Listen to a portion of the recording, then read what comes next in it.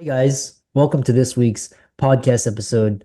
I've got a fantastic guest for you today, Josh Fonger. He's the founder and CEO of WTS Enterprises. We're going to talk all about that. He's a faith-based business consulting, coach, and speaker. I'm really happy to have him on the show, showcase his brand, what his work, and I'm really excited about the conversation. So, Josh, welcome. Hey, glad to be here, Chris. Yeah, and we connected through Podmatch, and you're out in Georgia. Kind of talk about your backstory and how you came to do what you do. Yeah, so the long story short is I had a degree in architecture and got into business development. And then 2008, there was a crash that happened. I think most people are aware of that, and had to kind of reinvent what I was going to do as a career. And at that time, I also had a master's in business. And so what I ended up doing is switching to be a business consultant, which was the opposite of what I wanted to do. I actually wrote an essay about why you should not hire a business consultant. That's a bad idea. And from both sides of the family, they were not pro on business consultants, but that was the only job I could find. And I had a few kids at Wow. the time. And so, through a lot of prayer and soul searching, that was where I ended up. And I ended up being a traveling consultant. So I'd fly from location to location to location to flooring stores. So Uh, there's about 3,000 carpet ones in Florida Americas. And so I would go to them and help them with inside sales and outside sales and financial projections and cultural redesigns and help them through bankruptcies and hiring, firing, you name it. That was kind of like the traveling consultant guy. And had a lot of success with that and really enjoyed it, but I didn't enjoy the traveling.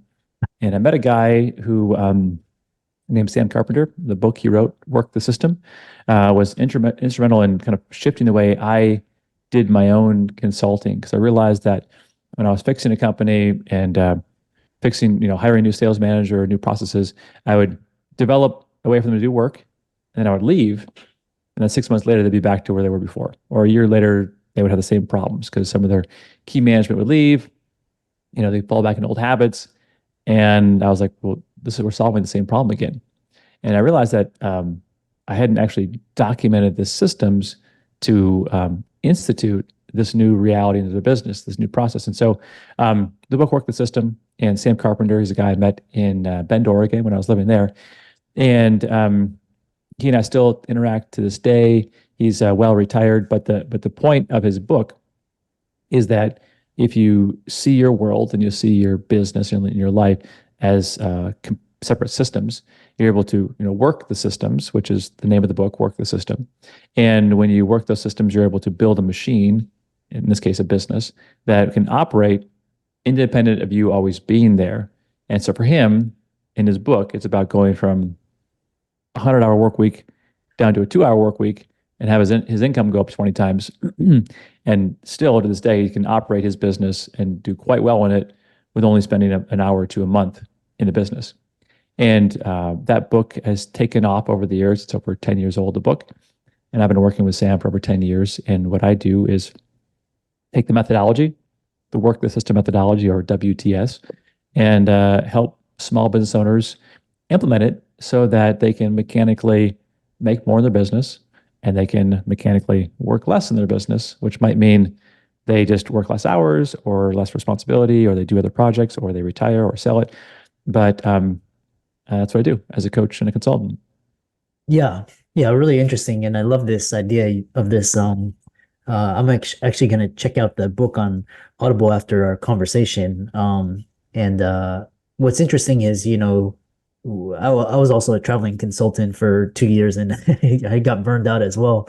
I mean, it pays well, but you're just constantly on the road. And so kind of talk about the core principles of the WTS method and how it transforms the way entrepreneurs approach their business.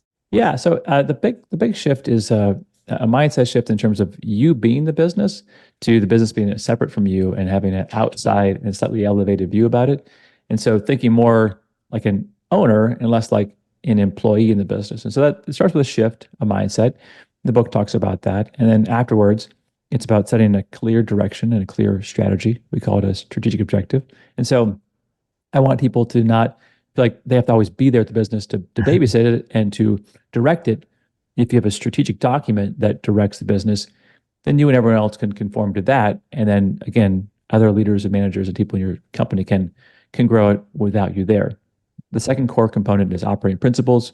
That's defining the culture. It's defining decision-making guidelines. And with those principles in place, again, you are coalescing everybody around a common set of values and principles to make decisions and run the company so that they know what, good is and what a good decision is. They know the principles that will define it. And then the next component is that they need to actually document the separate systems that make up their business. So if you have a way to answer the phone or answer the door or, do the adjustment if you're a chiropractor or whatever it might be, no matter what you do in the business, there needs to actually be a way to do that. And you want to define what the right way is to do that. And once you do that, then you can onboard and hire and train and cross train and grow your company and have accountability and management and measurements and speed and efficiency all built into the different aspects of your company. But until you're willing to go to that level, everyone's bringing their own version of the best way, and they're all doing it differently. And you have variability, confusion, friction, chaos, inefficiency. And that's how most companies are. And they reach a certain point where they don't grow anymore because the dysfunction has matched the tolerance level of the owner. And so the owner is like, you know what? I can wear this many hats, I can work this many hours. And so my company's never really going to get any bigger than this because I can't handle any more fires and chaos and dysfunction. So they kind of plateau.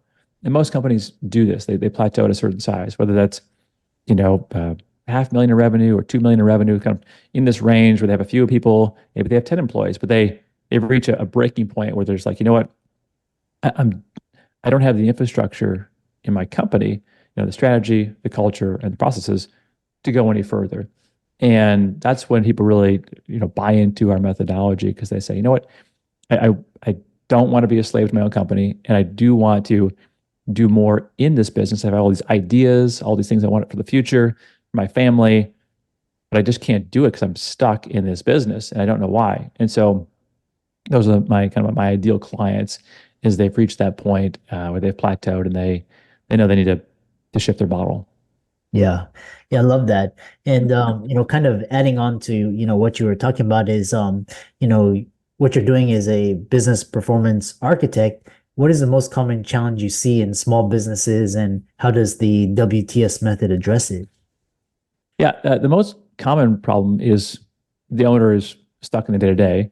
And what I do in my work is to free the owner from the day to day as much as humanly possible, buy them back 5, 10, 20 hours a week back in their life so that they can start to architect their own business, right? Instead of being reactionary, they can have some time to step back and actually build the future that they want. Instead of just taking the work that comes their way, they can be strategic about how they attract the right work, how they curate the right work, how they do the right work so they get the right result. And then they have control over what comes in and what goes out. And they have control over how other people do what they do. And this control is a good thing because you actually have standards that you can set and meet them. And so I would say that the biggest initial problem with my clientele is that the owners have reached the maximum amount of effort they can put in, depending on their capacity, and they don't have a way out. And they might free up a half hour here or work late some evening or try to work the weekend a little bit here and there to catch up, but they don't have the capacity they need to take that business to the proverbial next next level. So what I do is I really try to work with the owner on building that freedom first. And they don't typically use it to go on much of vacations, which some do, but they typically reinvest that capacity of time and money back into their business because they know there's a multiplier effect. Because most owners aren't acting as owners; they're acting as very busy employees doing all sorts of stuff. And so they're kind of running companies that have no owners. There is no company that has a vision. There is no company where the owner is actually looking 3 months, 6 months, 2 years, 5 years ahead. They're looking today at what's happening, and that's what they're doing. And that's where they're kind of missing the mark. And I love this idea of this systems mentality. The other question that plagues business owners a lot of is a yo-yo business. And kind of describe what is a yo-yo business and what advice would you give to entrepreneurs looking to break free from this cycle? Yeah, well, definitely. So, and I've kind of touched on it before, but the idea of a yo-yo business, and I was trying to explain this to another podcast I was years ago, and it just stuck, is that their company is attached to a string, as in they might go down, they might go up, but they've hit a level where they're not going any further. So they go from, gosh, we're going down, our sales are low, cash flow is low, we've got to do something. So immediately, it's owner gets into sales mode, generating new leads, generating new traffic, calling, following up, getting customers come back in, getting them to pay early. And then all of a sudden, whoa, it's like, hey, cash is coming back in and we're busy. We are really busy. We've got to handle all this work. How are we going to handle all this work? And the owner goes into, oh, I'll get in there. I'll roll up my sleeves. I'll drive to the job sites. I'll handle the patients. Whatever it is, they'll work the extra load because no one else will, and they don't have time to hire. And so now they go into delivery mode or fulfillment mode, and they'll do that for a while, and then they'll be like, okay, I see some light at the end of the tunnel. If there's no more clients coming in, got to slow down a little bit, catch my breath. They do that, and it starts going down again. Right? They start having issues with, hey, we need to make some sales. Like we got to pay for these employees, and they go back into sales mode. So they kind of go back from feast or famine again and again and again. And you can look at their numbers and their financials, and you can see like this company kind of they grew, and eventually they hit their plateau point, and then they became a yo-yo business. They kind of just fluctuated with some good years, some bad years. I don't know, 3% growth every year, not really going anywhere. But they're just kind of staying the same.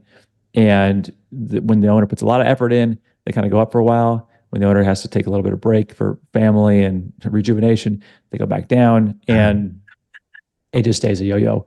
And that company is very difficult for the owner to ever sell, very difficult to retire, very difficult to get any passive income. And ultimately it's static, right? I feel like you're going somewhere, but you're not. And I try to let them know that if you do put this infrastructure into place, where you see your business as a business, not as you as an employee, you're going to have the strategy and the principles and the procedures that allow you to generate that extra profitability and quality, and Yeah. also allow you to grow a team to do the work without just you doing the work. Yeah, and I love this idea, this system mindset. Kind of free yourself from your business, work on the business rather than working in the business. And now you have software, AI, you can hire people. So one thing that also stood out to me is your background in architecture and MBA. How has it influenced your approach to business consulting and coaching?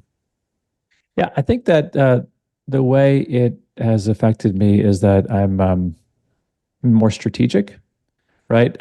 Less reactionary. I would rather develop and design a solution to a problem that's going to endure the test of time and last, as opposed to just react and let's just do what's right in front of our face. And I'm kind of more long-term thinking and more long-term planning and more about the infrastructure that's going to lead to the result, not just, hey, there's the result. Let's just go do it, right? So I would say that I'm less of a motivational speaker, right? I'm not gonna I'm not gonna get you fired up for game day, but I might be able to build the plan and the structure and the processes so that you're going to win on game day, right? But that requires you to be more of a strategic, longer term thinker than just, hey, we need the guys to give us the emotional speech and get us to shed some tears and go out on game day, which is also important. It's just not what I do. And then, as we kind of end this conversation, for someone new to the work the system method, what would be the first step you recommend to start making more and working less? And what resources can you offer? I know I see a lot of books in the background, places where people can get started. Sure. I mean, the first place I would say is go to WTSenterprises.com. If you're there, and if you're watching some video, you can get a summary of this book. This book is in its fourth edition, The Work the System. It's a great book. It has changed thousands of people's lives. So I always say, hey, start there. If you like this concept, you like this idea, you like what I'm talking about, yeah, I've got programs there. I do coaching, I do consulting, and that's really what my goal is in life is to help busy entrepreneurs, busy business owners, busy managers get free from the day to day. And we just take them through a series of programs that will make that happen. Yeah. Yeah, and I love that. And then kind of how can people follow you, check out your work, your website, follow you on social media, etc. Sure. The best place would be the website, wtsenterprises.com. We do a little bit on social media, but it's not really our platform. We don't really spend a lot of time there. I do have my own podcast, and I'm sure if you Google my name, you'd find I'm on 100 other podcasts like this.